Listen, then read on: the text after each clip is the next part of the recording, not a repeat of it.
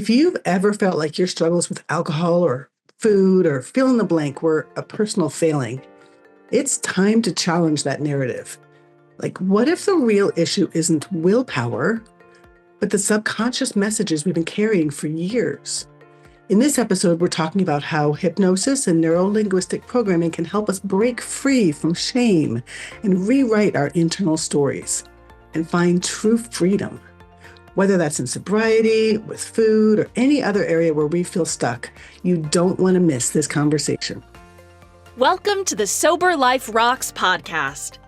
You may have made the decision not to drink alcohol, or at the very least, not at work-related events. Whether you've never been a drinker, are in recovery, or made a health-related decision, we see you, and you are not alone. In today's world, networking, socializing, and celebrations often happen over drinks, and the struggle can be real. Through this podcast, we're changing that narrative. We're here to create a community where individuals like you, who choose not to drink or drink less, can find camaraderie, support, and practical advice. Before we get started today, Sober Life Rocks is hosting a conference, Amplify Sober Voices, on January 15th, 2026, where we're bringing together influencers and speakers and writers and podcasters, all in the sober space, to reimagine what an inclusive, alcohol-optional world looks like. And if you're interested in being part of this growing movement we're seeing, we would love to have you join us. Learn more at amplifysobervoices.com. Now, today, we're diving into something that so many of us in recovery deal with: shame. Whether it's about drinking, eating, or just the stories we've told ourselves about who we are, those shame messages can run deep. Our guest today, Leslie Thornton, knows all about it. Leslie is the founder of Hypnosis for Permanent Weight Loss and creator of the HEAL method. She helps successful entrepreneurs and business leaders master moderation with food, drinking, and emotions by overcoming the all or nothing thinking, perfectionism, and unmanaged stress. Through hypnosis, NLP, and emotional mastery, she empowers high achievers to align their external success with internal peace, confidence, and self-mastery. She also certifies healthcare professionals and coaches in NLP, hypnosis, NLP coaching, and timeline therapy, equipping them with powerful tools to facilitate deep transformation in their clients. Leslie, I am so excited to have you here. This is one of those days that I've just been looking forward to so much, because talking about subconscious beliefs around alcohol and food and self-worth, this just resonates so deeply with me. So I'd love just for you to start out talking a little bit about you and what you do, and then we'll just kind of dive into the conversation from there. Absolutely, Margie. Thank you so much for having me. It's the same as far as excitement goes. I've been really looking forward to this conversation. So what do I do? I think a great way to talk about what I do is just to relate maybe with some people listening in your audience of the fact that I deeply felt for a long period of time in my life that there was something wrong with me. And I felt like I was kind of on a search for a very long time with that, and did identify as being an addict or having a very addictive personality for a long period of time. I'm a registered nurse by trade. So I used to work in kidney transplant and a surgical and neuro ICU for several years. And where my addiction really manifested outside of some of these addictive feelings and habits was with food. And what deeply resonated with me was when I discovered some science around sugar addiction and food addiction. And to me, that kind of made sense because my experience with feeling out of control with alcohol in the past, it's like many of us know alcohol is filled with sugar. Mm-hmm. And since I'm a nurse and deeply value science, when I heard the science behind, sugar addiction, how it affects dopamine and all that kind of stuff, and I experienced that high, I used to say to myself, once I pop, I just can't stop, because that was my experience. Yeah. And so when I found that, then I completely believed. I went all the way down the rabbit hole believing that I was a sugar addict, a food addict, and probably alcohol addict as well. I experienced the 12-step program when I was in nursing school. That was part of our requirements. So we had to go to a meeting or two or something. It didn't really resonate with me entirely, though I had, funnily enough, while I was in college, I had met someone who was sober and had decided for myself to go on a sober journey. And so went to AA from a place of just choosing to be sober. But it's still, yeah. So I was happy to still be sober, but anyway, didn't resonate with that community.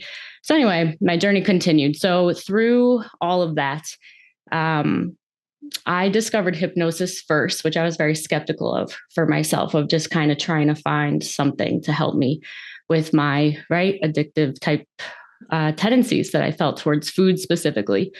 And I was very surprised that it actually did work very well.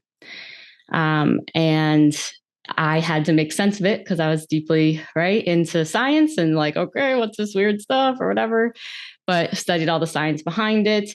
And then I just got really excited. So my experience with hypnosis was, constantly thinking about it all the time and how to make sure I didn't eat or how to make sure I did exercise and all that kind of stuff. And, listen to the hypnosis. And the next day I woke up and there was kind of like a different tingle. It was like this tingling kind of feeling in the air. I don't know how to describe it. It just had a different feeling.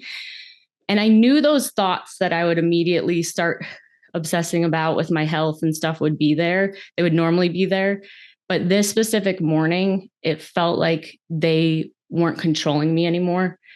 I could hear them, but they weren't attached to me. For the first time ever, I felt like I was actually sitting inside of my own body and observing them. Mm. And then from that place, I felt like I had the ability to choose. And I just got because it was a lifetime, right? I started dieting when I was 8 years old. To feel that level of freedom from one, hypnosis session was very exciting. So I was like, well, if this is possible, just doing this for this thing, like what else is possible? I got so excited about it. So living in San Francisco at the time, I remember running up the hills of San Francisco, like, oh, that's just my mind saying I'm tired. I'm bigger than my mind. Like, what if I kept going? Right. It was just like really fun time. So then I just started getting my hands on absolutely everything I could think of. So I ended up, so now I'm a trainer of hypnotherapy, neurolinguistic programming, which is basically the study of how, our mind processes information and therefore produces results, and gives us the tools for how we can actually change how our mind is processing information to get results that we actually want in a much more rapid, efficient, happy, exciting way. And then coaching, which I fell in love with. The industry is my vocation. I am born to be a coach. I love it. And I just started sharing my story. So, today it's just, helping people with that and certifying people in all these modalities. And that's amazing. Yeah, just letting people know like anything is possible when we really harness the power of the unconscious mind. So I kind of want to break this down into like now just really like on the ground terms. So, one of the things that I think that people often have some weird things around is willpower. Mm-hmm. So when a family member has somebody in their lives who is addicted to something, their first thought is like, if you just wanted to, if you just cared enough, like you could just stop this. Mm. And so there's this whole kind of judgment. And then it gets put onto the person who's in addiction who thinks, I do care enough, but I don't have the willpower to do this. In the 12-step community, they talk about one day at a time. Like for me, that was way more than I could handle. Somebody one time gave me a 10-minute token and said, can you do something for 10 minutes? Right. Mm. But even then, it was still kind of fueled by this notion of willpower that for 10 minutes, I could grit through these cravings.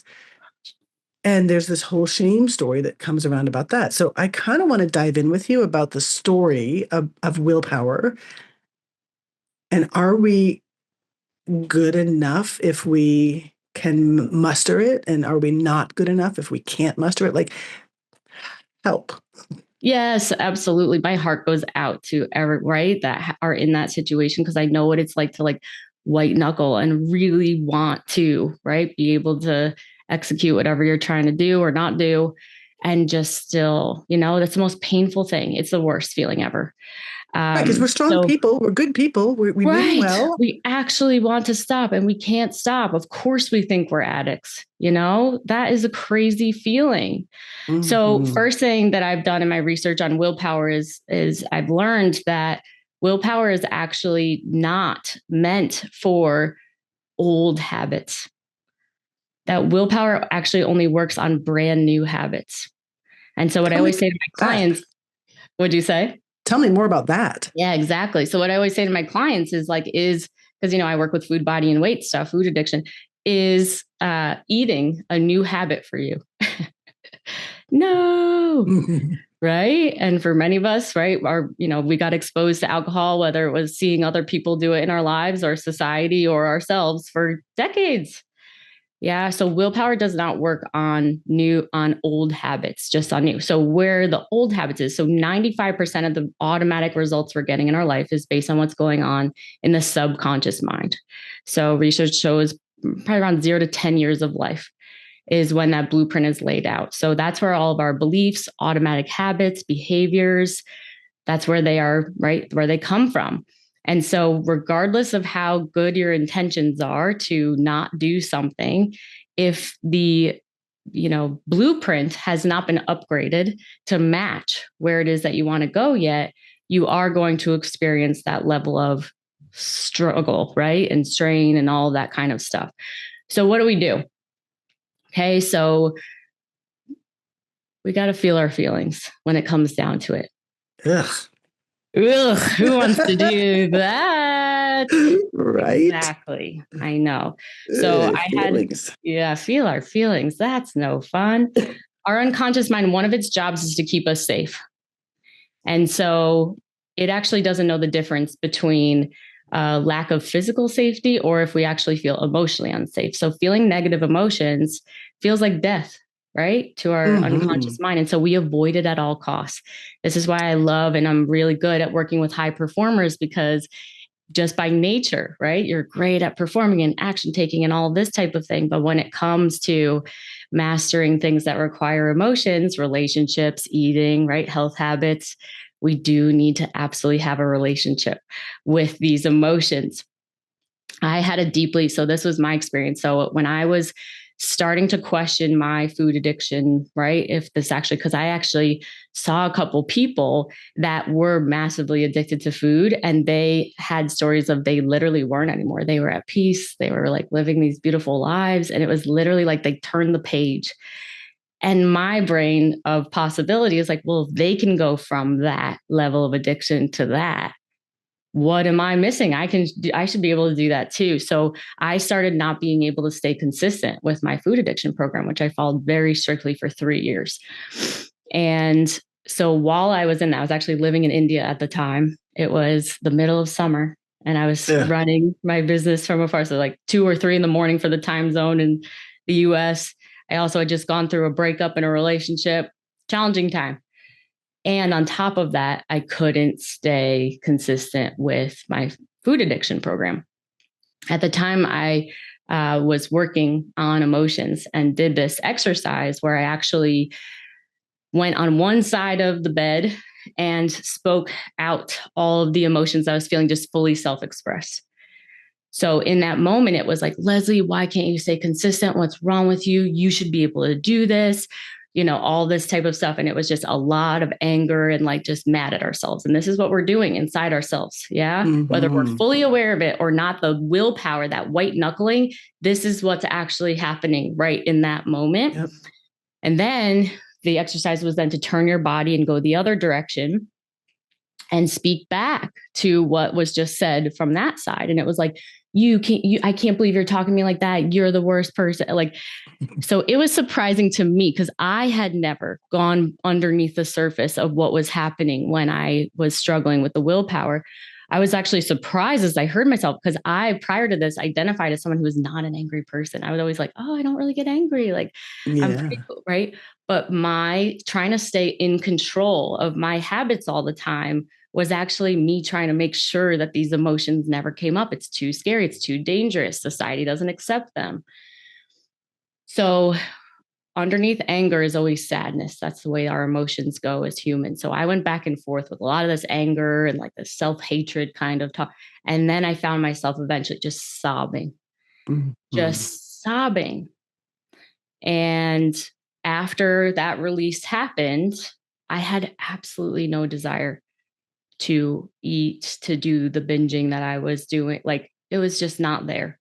I Mm-hmm. just felt like, and I was like, oh my gosh, I don't have an addiction problem. I have an emotional problem. Mm-hmm.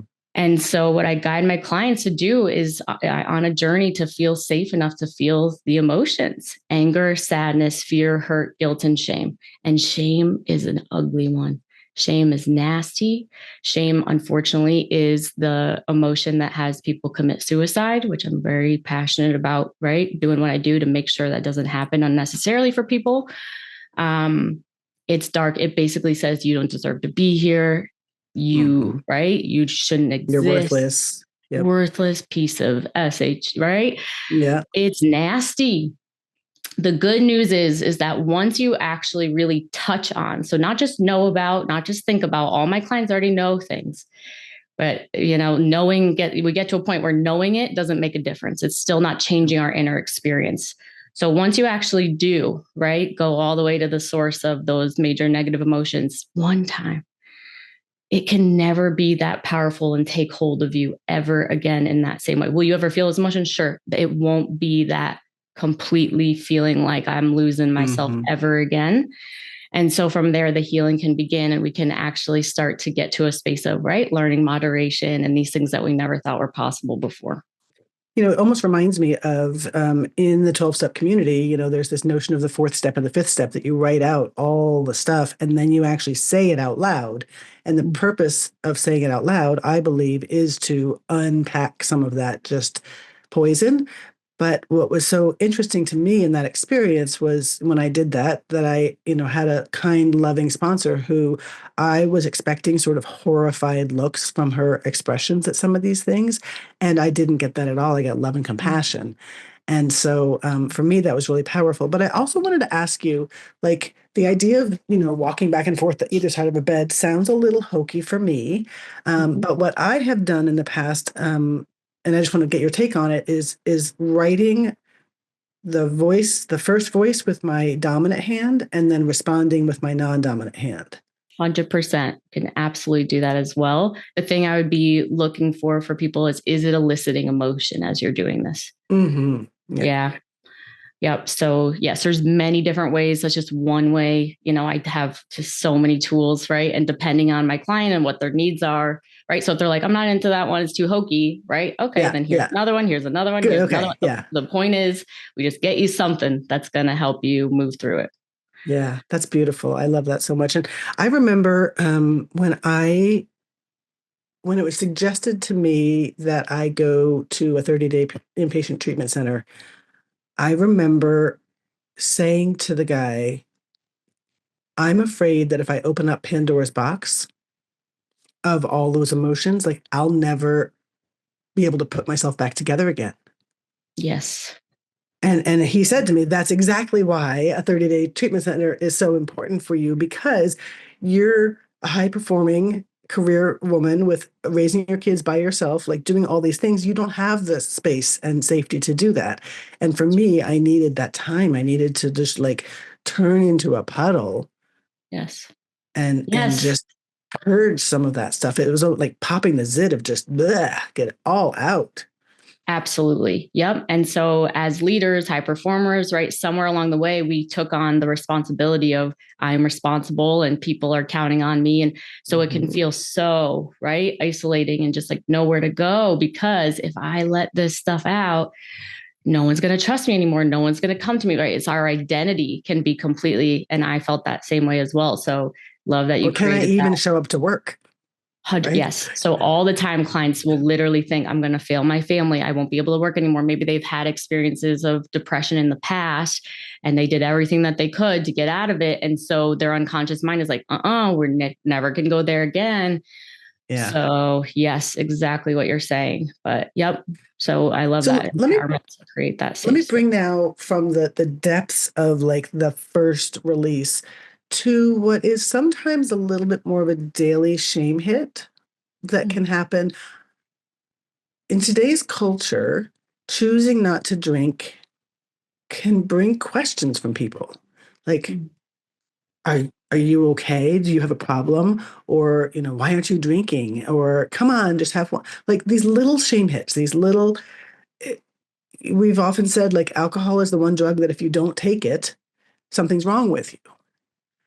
And so there are plenty of people who listen who are well established in their recovery or just choose not to drink for whatever reason. But yet we're all assaulted by these little micro hits. So Yes. help us with that. Absolutely. Yeah. So you mentioned my HEAL method. So H stands for hypnosis, E for is emotional mastery, L is for language mastery. So a lot of my Mm. clients, what I'm working with them on is how to actually communicate and create boundaries that feel really good. So boundaries Mm. can be mistaken of being like, I'm putting up a hard wall and saying, forget you, mom, or right, sister, whatever, like you don't understand me. And so I'm just going to stay away and I'm going to talk to my husband about how hard my sister, right?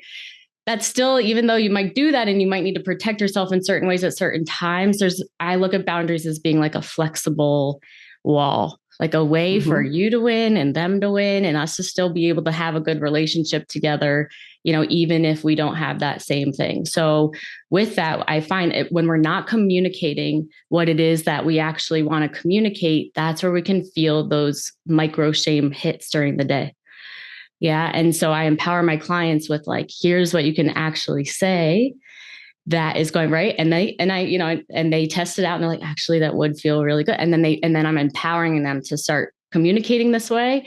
And what it does is it's sometimes it's helping simultaneously for the client to rewrite their own script, to enroll themselves in their own decision Yeah. just by speaking it into existence this way. Because sometimes it's like we're doing it because we know it is the right thing. But if some of that old programming is still like, I'm doing this because I can't control myself, and I'm doing this because there is something wrong with me. When someone brings in their Mm-hmm. concern, it can bring us back into right, which just has us react. So it's so innocent. But then again, when we can actually say like, oh, thank you so much. And then this, and then, right, it just can re-impact. And then that shame doesn't even happen. And you just feel good about yourself and you help the conversation just move on.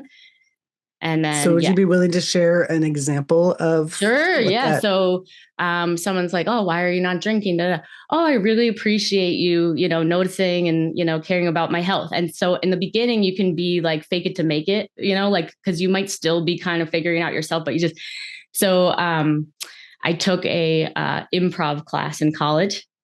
Mm-hmm. And one of the first rules of acting improv, is you always have to say yes to what's coming in.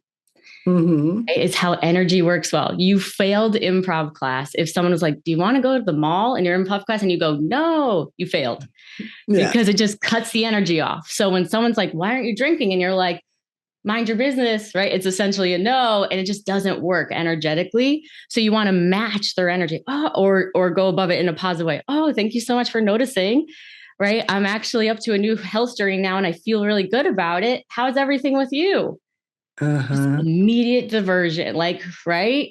And it's like you get to choose, and part of your boundary is like who you actually want to share, right? Because sometimes there's a part of us that's like, especially sometimes with like how we're trained, like we want to tell everybody and da da da da da.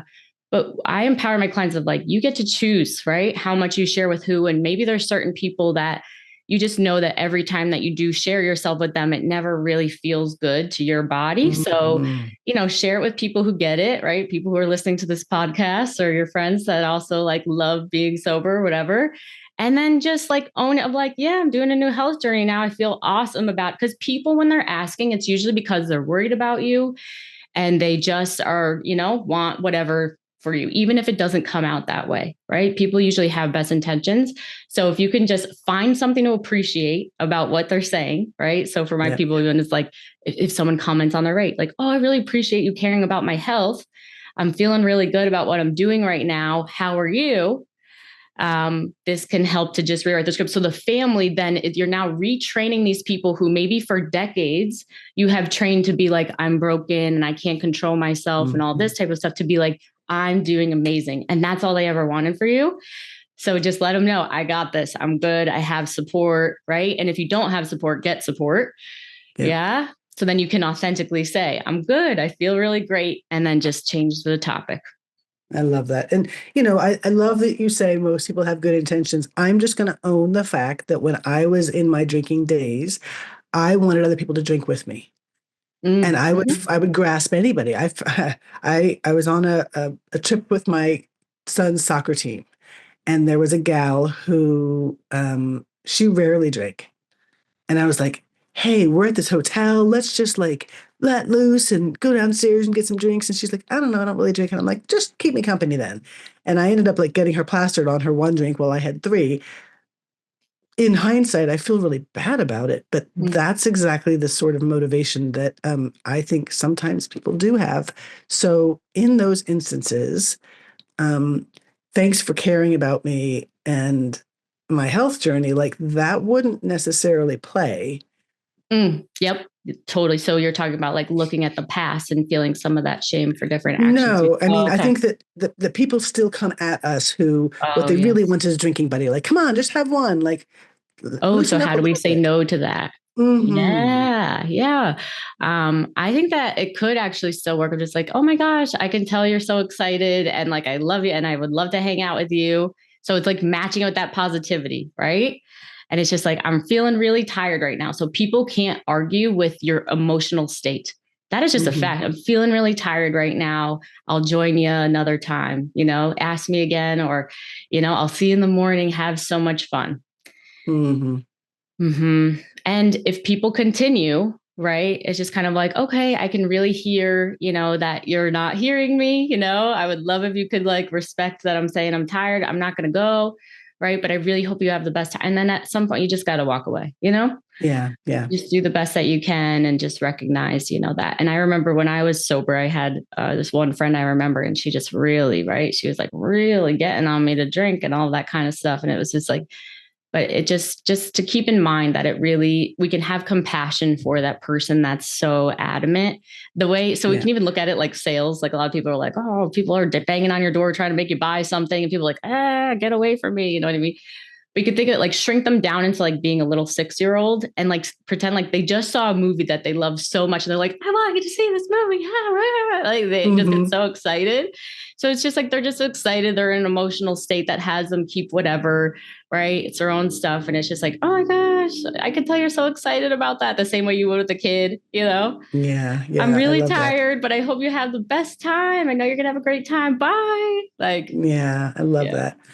So one other thing I wanted to ask you about is that we live in a world today where I'm so grateful that the conversation is no longer around, are you a, alcoholic, right? Picture person under bridge with a brown bag or not, right? We live in a world today where even the medical community has retermed it to alcohol use disorder, and there's a spectrum. And the same thing with substance use disorder, and there's a spectrum. And so it allows people this journey of kind of questioning whether or not these substances are serving them. But I also think I've run across a lot of people who, for instance, they might drink at a wedding, like have the champagne toast, or if they go on a business trip, they might end up sort of going to the big party because they don't have to drive, they don't have the kids or whatever. But I do think that we sometimes fall into this black and white thinking, this all or nothing, this like, I have to be this or that, or I am this or that. And so I know that's one of the aspects of neurolinguistic programming is kind of break free from some of that. So talk to me a little bit about that. Yeah. Well, I'd say, like you're saying, it's a personal journey, right? So I think as someone is in the space of questioning, you really just got to take some time to really self-reflect on what do I actually want and why am I saying, it's either all the way in or all the way out if there's a conflict about that. Yeah, I really believe that, if you have this inner knowing that like it has to be all the way in, But the inner knowing being, so there's a difference between, again, it kind of goes back to that boundary thing of if you're like, no, never, like, I can't do that. Like, and your energy is kind of like this, consider there might be something underneath that. And the reason that's important to look at is because if you just go into something that's all or nothing from a space of like, nope, not me, I can't do it, da da da da da, what you will find eventually is that you fall off track, you go back into the all rather than the nothing. And that's where that shame spiral hits. And that's when things can get really painful. That's where my clients will have lost a whole bunch of weight and then they gain it back and plus more year after year. So it's worth it to do a little investigating of anything, right? Whatever that quote is, like, thou that doth protest is, right? Whatever it is, like if you're protesting the most, then it's probably you're the one that has that, whatever. So that's a sign. But if there's that inner, like, I'm making this quiet, I don't need anybody to know about it, but I just know for myself from this peaceful knowing within myself that this is the path for me. Great, because you've actually chosen that from like your truest self. And that's going to make all the difference. So just having people be mindful of what energy that they're kind of coming from. If they've already done the black and white, right, which most people find me because they have been successful following that perfect plan, right, and they've proven that they can, right, go all the way in and get the result, but they also have, experienced that tremendous pain of being all the way out and being upset with themselves. So when you're done with that journey, when you're like, something's got to give, there's something else happening here, I'm burnt out from just following the plan, it's not sustainable. That's when you can really start to, look for resources, on how does one master moderate, like start investigating it to see what maybe you haven't yet seen yet about what's possible. Yeah. One of the things that I love is Annie Grace's book, This Naked Mind, really approaches it from the point of view of that it's not that I can't drink anymore. It's that I choose not to drink today. It's all the difference. Yes. That's right. That's right. So when I was in my food addiction program, I saw certain people who they just like so gracefully and easily are choosing to follow this no sugar, no flour, like for years and years and years. I had the chance to get to really kind of get to know these people. It was the difference was, Margie, that they chose that for themselves. They wanted it. They loved it. It was authentic. It was like they were choosing. Yeah. But for when it's like, I have to, must, because if I don't, bad things will happen, da, da, da, da, da. That is a voice, a negative thinking, negative emotions that are not you. And so what will work is if you go to work on those negative emotions, those negative thoughts to discover you. And then from there, you can continue to be empowered to make choices that can fall in that spectrum of like, ooh, I can do anything I want. So it's something I say to my clients all the time is you're a grown ass woman. You can do whatever you want. Right? What do you want to do? And it's like, yeah. Right. But that's where the path really gets started, because then you get to have the experience like those people who were really successful following it because they chose it. It's like you get to be successful for yourself because you're going to choose every aspect of your health journey that feels right to you. Gosh, that's amazing. I love that. I just want to spend more and more time with you, but we really can't. So if somebody did want to spend more time with you, what would that look like? Yeah, I have been starting to do these free 2-day master classes. So yes, coming in there to really talk about mastering moderation. Like I was talking about, my program is specifically for food, body, and weight type of things. But if this is speaking to someone and you just want to, right, use it for whatever you're doing, alcohol or whatever else, you're more than welcome to join. So we spend 2 days together, 90-minute calls, and give you some examples of hypnosis and this work and how it actually feels to have that kind of result. So the link for that to join, hpwl.info/masterclass to join that. I have my Hypnosis for Permanent Weight Loss podcast. We're rated 1% globally. So there's over almost 300 episodes on there. So plenty to enjoy there. And you can find me on Instagram as well. And we will put all of that in the show notes. So, gosh, thank you so much for sharing with us today. I just feel calmer already just spending time with you. And know this, if this podcast resonates with you, like you're not broken. And you don't have to stay stuck in these old patterns, whether it's alcohol or food or any area where shame has held you back or all or nothing thinking has become a yo yo for you. Like there is a way to rewrite your story.